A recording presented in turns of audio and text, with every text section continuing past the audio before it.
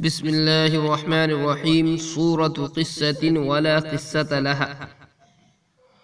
وعلى هذا الأسلوب كثيرا ما يذكر في القرآن العظيم سورتان: سورة سعيد ويذكر فيها بعض أوصاف السعادة، وسورة شقي ويذكر فيها بعض أوصاف الشقاوة. ويكون الغرض من ذلك بيان أحكام تلك الأوصاف والأعمال لا التعريض بشخص معين، كما قال سبحانه وتعالى: ووصينا الإنسان بوالديه إحسانا حملته أمه كرها ووضعته كرها. ثم ذكر سورتين: سورة سعيد وسورة شقي. وكذلك قوله تعالى: وإذا قيل لهم ماذا أنزل ربكم قالوا أساطير الأولين.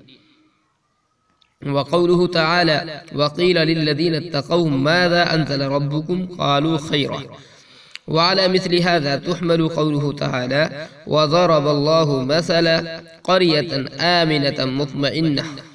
وقوله تعالى: هو الذي خلقكم من نفس واحدة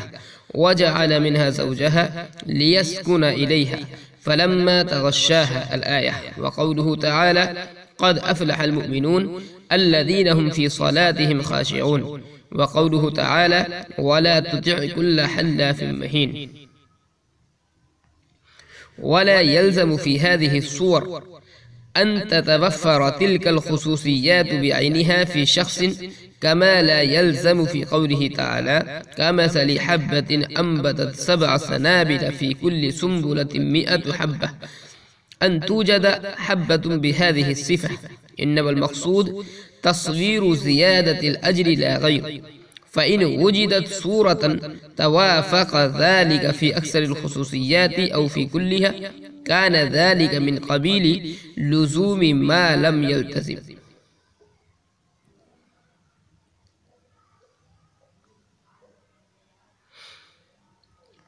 سورة قصة ولا قصة لها. واقعے کی صورت، ولا قصۃ لہا لیکن واقعہ نہیں، قصے کی صورت لیکن قصہ نہیں۔ وعلى هذا الاسلوب كثيرا ما يذكر في القرآن العظيم سورتان، اور اس انداز پر، وعلى هذا الاسلوب اسی انداز پر، بکثرت، کثیراً بکثرت ذکر کی جاتی ہیں قرآن عظیم میں 2 صورتیں: سورۃ سعید نیک بخت کی صورت، وَيُذْكَرُ فِيهَا بَعْضُ أَوْصَافِ السَّعَادَةِ، اور ذکر کیے جاتے ہیں اس میں نیک بختی کے کچھ اوصاف۔ وسورۃ شقی، اور بدبختی کی صورت، وَيُذْكَرُ فِيهَا بَعْضُ أَوْصَافِ الشَّقَاوَةِ، اور ذکر کیے جاتے ہیں اس میں بدبختی کے کچھ احوال، کچھ اوصاف۔ ويكون الغرض من ذلك بيان أحكام تلك الأوصاف والأعمال لا التعريض بشخص معين.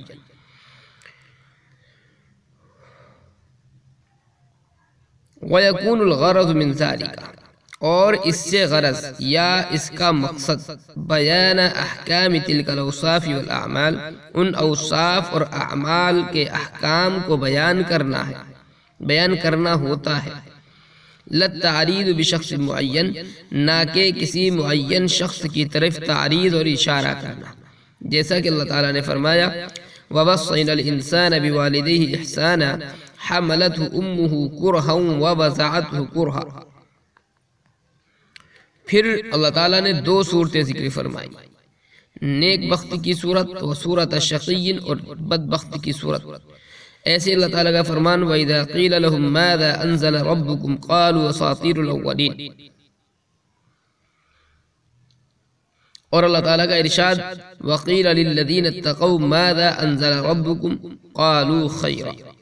وَعَلَى مِثْلِ هَذَا، اور اسی طرز پر محمول کیا جائے گا اللہ تعالیٰ کے فرمان: وَضَرَبَ اللَّهُ مَثَلًا قَرْيَةً كَانَتْ آمِنَةً مُطْمَئِنَّةً، اور اللہ تعالیٰ کے ارشاد: هو الذي خلقكم من نفس واحدة وخلق منها زوجها وجعل منها زوجها ليسكن إليها فلما تغشاها اور اللہ تعالیٰ کا فرمان قد افلح المؤمنون الذین هم فی صلاتهم خاشعون، اور اللہ تعالیٰ کا فرمان ولا تطع کل حلاف مہین کو، ولا يلزم فی هذه الصور، اور ضروری نہیں ہے، لازم نہیں ہے ان صورتوں میں ان تتوفر تلک الخصوصیات بعینها کہ پائی جائیں یہ خصوصیات بعینها کسی ایک شخص کے اندر، کما لا یلزم فی قولہ تعالی، جیسا کہ ضروری نہیں اللہ تعالیٰ کے فرمان کا مثل حبۃ انبتت سبع سنابل فی کل سنبلۃ مئۃ حبہ میں کہ دانہ پایا جائے اسی صفت کے ساتھ۔ انما المقصود تصویر زیادت الاجر، مقصود صرف اجر کی زیادتی کو بیان کرنا ہے، نہ کہ اس کے علاوہ۔ فَإِنْ وُجِدَتْ صورة، پس اگر پائی جائے کوئی ایسی صورت توافق ذَلِكَ فی اکثر الخصوصیات، جو موافق ہو اکثر خصوصیات میں، او فی کلیہا، یا تمام خصوصیات میں، کان ذالک من قبیل لزوم ما لم یلتزم، تو یہ لزوم ما لم یلتزم کے قبیل سے ہوگا۔ لزوم ما لم یلتزم یعنی جو چیز نہیں چاہی تھی ویسا ہو گیا۔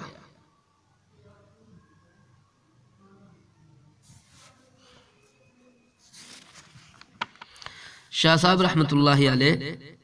اس عبارت میں یہ ذکر فرمانا چاہتے ہیں کہ جیسا کہ اس سے پہلے جو عنوان قائم کیا تھا معنی آخر لقولہم نزلت فی قضا کا، کہ صحابہ کرام اور تابعین نظام بسا اوقات کوئی واقعہ ذکر کر کے نزلت الآیت فی قضا کہتے ہیں، مگر حقیقت میں وہاں پر کوئی واقعہ اور قصہ بیان کرنا مقصود نہیں ہوتا، بلکہ اس قصے کے ذریعے امور کلیہ کی وضاحت مقصود ہوتی ہے۔ شاہ صاحب رحمۃ اللہ علیہ فرماتے ہیں کہ اسی طرح قرآن کریم میں بسا اوقات دو صورتیں ذکر کی جاتی ہیں، ایک نیک وقت کی صورت اور دوسرے بدبخت کی صورت، اور نیک وقت کی کچھ خوبیاں وہاں پر بیان کی جاتی ہیں، ایسے ہی بدبخت کی کچھ خرابیاں بیان کی جاتی ہیں، مگر وہاں پر کسی معین شخص کی طرف اشارہ کرنا اور تعریض کرنا مقصود نہیں ہوتا، بلکہ مقصود جو ہوتا ہے وہ خود ان خوبیوں اور خرابیوں کے احکام کو بیان کرنا ہوتا ہے۔ مثال کے طور پر سورہ احقاف میں اللہ تعالیٰ کا ارشاد ہے وَوَصَّيْنَا الْإِنسَانَ بِوَالِدَيْهِ إِحْسَانًا حَمَلَتْهُ أُمُّهُ كُرْهًا وَوَضَعَتْهُ كُرْهًا وَحَمْلُهُ وَفِصَالُهُ 30 شهرًا، کہ ہم نے انسان کو اپنے ماں باپ کے ساتھ نیک سلوک کرنے کا حکم دیا، کیونکہ اس کی ماں نے اس کو بڑی مشقت کے ساتھ پیٹ میں رکھا اور بڑی مشقت کے ساتھ اس کو جنا، وَحَمْلُهُ وَفِصَالُهُ 30 شهرًا، اور اس کو پیٹ میں رکھنا اور اس کا دودھ چڑھانا 30 مہینے میں ہوتا ہے۔ تو یہ آیت اللہ تعالیٰ نے ذکر فرمائی، اور اس کے بعد میں اللہ تعالیٰ نے فوراً بعد دو صورتیں ذکر فرمائی، ایک نیک بخت کی صورت ذکر فرمائی ہے اور ایک بدبخت کی صورت ذکر فرمائی۔ حتى إذا بلغ شده وبلغ 40 سنة قال رب أوزعني أن أشكر نعمتك التي أنعمت علي وعلى والدي وأن أعمل صالحا ترضاه وأصلح لي في ذريتي۔ یہ جو صورت ہے یہ نیک وقت کی صورت ذکر کی ہے، اور اس کے بعد میں اس آیت کے بعد میں دوسری آیت میں وَقَالَ لِوَالِدَيْهِ أُفٍّ لَكُمَا، یہ جو ہے یہ بدبخت کی صورت اللہ تعالیٰ نے ذکر فرمائی ہے۔ تو دونوں صورتیں یہاں پر ذکر کی ہے، بدبخت کی بھی اور نیک بخت کی بھی۔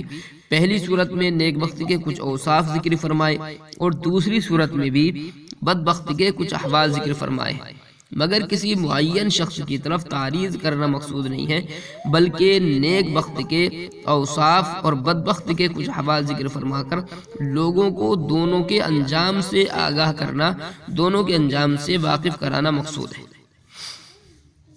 اسی طرح سورہ نحل کی جو آیت ہے وَإِذَا قِيلَ لَهُم مَاذَا أَنزَلَ رَبُّكُمْ قَالُوا أَسَاطِيرُ الْأَوَّلِينَ، تو ان آیت کے اندر بھی کسی معین جماعت کی طرف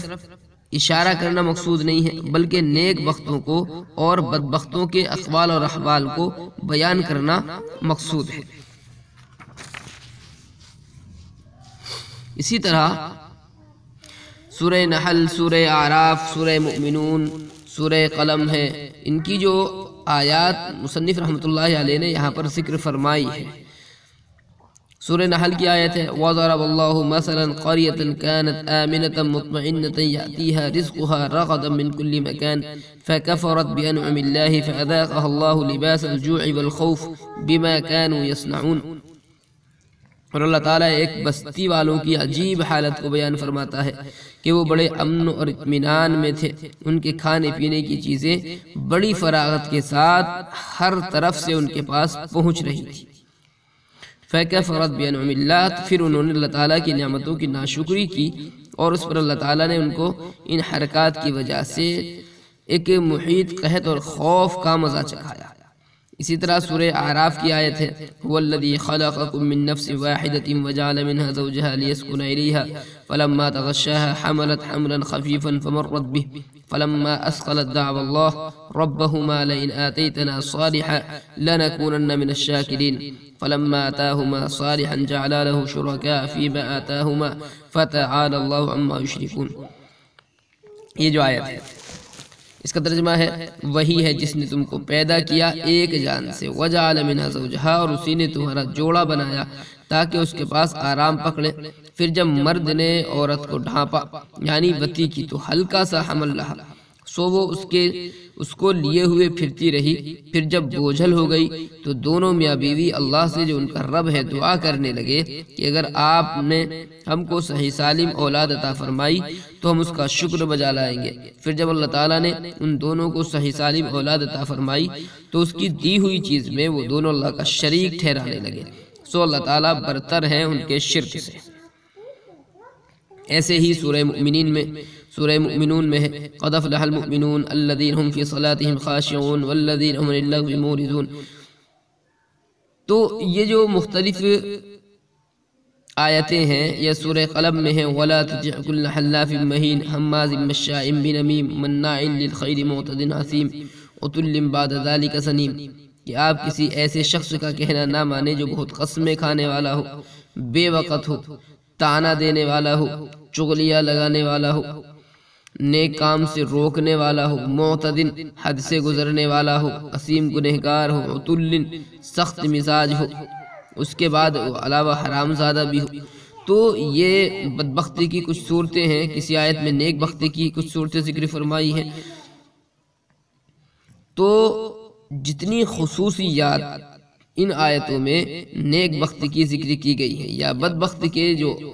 احوال ہیں وہ ذکر کیے گئے ہیں، ان سب کا کسی ایک جماعت میں یا کسی شخص میں پایا جانا ضروری نہیں۔ جیسے قرآن کریم نے ذکر کیا مثل الذین ينفقون اموالهم في سبیل اللہ كمثل حبۃ انبتت سبع سنابل في كل سنبلۃ 100 حبۃ، کہ جو لوگ اللہ کی راہ میں اپنا مال خرچ کرتے ہیں ان کے خرچ کرنے کا حال ایسا ہے جیسے ایک دانے کا حال جس سے 7 بالیاں جمع اور ہر بالی میں پھر 100 دانے۔ تو اس آیت میں جیسے دانے کا ذکر کیا گیا ہے ویسا ہی دانے کا پائے جانا ضروری نہیں ہے، کیونکہ اس ارشاد خداوندی کا جو مقصود ہے وہ صرف اجر و ثواب کی زیادتی کو بیان کرنا ہے، اس کے علاوہ کوئی مقصود نہیں۔ تو اسی طرح جو مذکورہ صورتیں ذکر کی ہیں، نیک بخت کی جو خصوصیات ہیں یا بدبخت کے جو احوال ذکر کیے گئے ہیں، ان تمام کا کسی شخص میں یا کسی جماعت میں پایا جانا ضروری نہیں ہے۔ ہاں اگر حسن اتفاق سے کسی فرد میں یا کسی جماعت میں نیک بخت کی وہ ساری خصوصیات پائی جاتی ہیں جو کہ ذکر کی گئی ہیں تو ایک اتفاقی بات ہے، اور اس کو از قبیل التزام ما لم یلزم کے قبیل سے قرار دیا جائے گا۔ التزام ما لم یلتزم کا مطلب ہوتا ہے کہ جس چیز کا قصد نہیں کیا تھا وہ مل گئی یا خود بخود وہ گلے پڑ گئی، تو مقصود یہ ہے کہ واقعے کی صورت تو ذکر کی گئی ہے مختلف آیتوں میں، لیکن یہ کوئی حقیقی واقعات نہیں ہیں، بلکہ جو مقصود ہے یہاں پر اوصاف کو ذکر کرنا ہے، نیک بختوں کے اوصاف کو اور بدبختوں کے کچھ احوال کو ذکر کرنا ہے۔ اب وہ کسی فرد میں پائے بھی جا سکتے ہیں، نہیں بھی پائے جا سکتے ہیں، بعض اوصاف بھی پائے جا سکتے ہیں اور بعض نہیں بھی پائے جا سکتے ہیں۔